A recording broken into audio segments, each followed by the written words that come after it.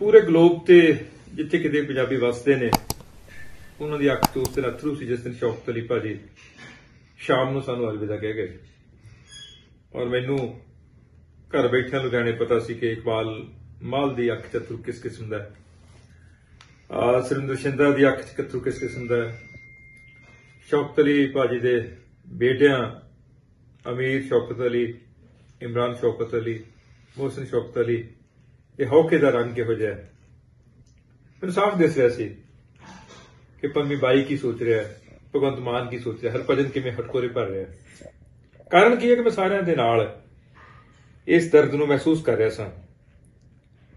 मैं अखां बंद करके हंसराज हंस नूं वेख रहा सां, क्योंकि लोग ਉਹਦੇ ਜਿਹੜੇ प्यार करते सी शौकत अली भाजी नूं, क्योंकि शौकत अली ने सानूं सारिਆਂ नूं सिंजिਆ।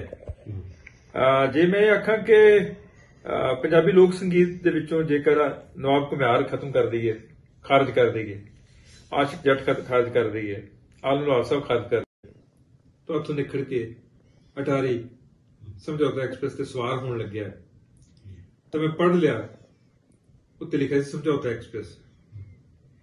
ते जिहड़े मैनूं विदा करन आए हुए सी ना मुंडे, उन्हां सारिਆਂ ਨੂੰ आख्या ओए लोड़ा ना मारो, ओए इहनूं आखो इहदा नाम बदल दिओ, ਇਹਦਾ ਨਾਮ ਪਿਛੋੜਾ ਐਕਸਪ੍ਰੈਸ ਰੱਖੋ, ਇਹ ਸਮਝੌਤਾ ਐਕਸਪ੍ਰੈਸ ਨਹੀਂ ਹੈ।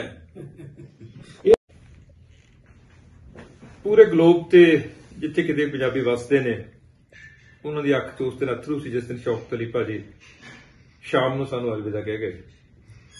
ਔਰ ਮੈਨੂੰ ਘਰ ਬੈਠਿਆਂ ਲੁਧਿਆਣੇ ਪਤਾ ਸੀ ਕਿ ਇਕਬਾਲ ਮਾਲ ਦੀ ਅੱਖ ਚ ਅਥਰੂ ਕਿਸ ਕਿਸਮ ਦਾ ਹੈ, ਸੁਰਿੰਦਰ ਸ਼ਿੰਦਾ ਦੀ ਅੱਖ ਚ ਅਥਰੂ ਕਿਸ ਕਿਸਮ ਦਾ ਹੈ, ਸ਼ੌਕਤ ਅਲੀ ਭਾਜੀ ਦੇ बेटियां अमीर शौकत अली, इमरान शौकत अली, मोहसिन शौकत अली, ये हौके का रंग किहो जिहा है।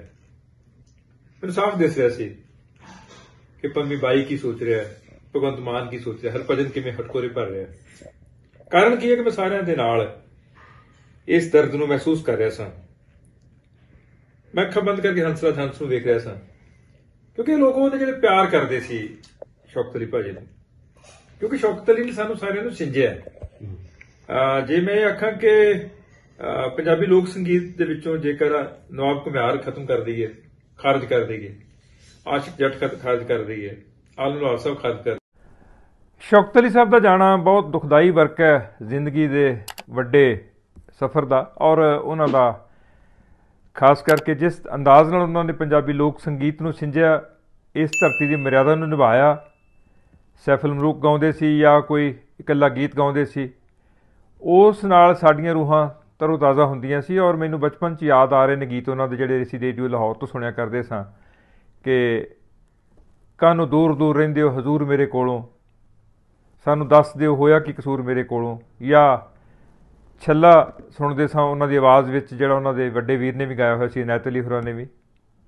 असीं सारे शौकत अली दे गीतां दी छावें जवान होए आ, भावें वो वाघे दी सरहदे तैनूं तत्ती वाह ना लगे, खिड़दे रहण फुੱਲ गुलाब दे तेरे दोही पासी वसदे पुत पंजाब दे, चंद जंडियालवी होरां तों काप कह के उन्होंने गीत लिखवाया, अमन का गीत सी।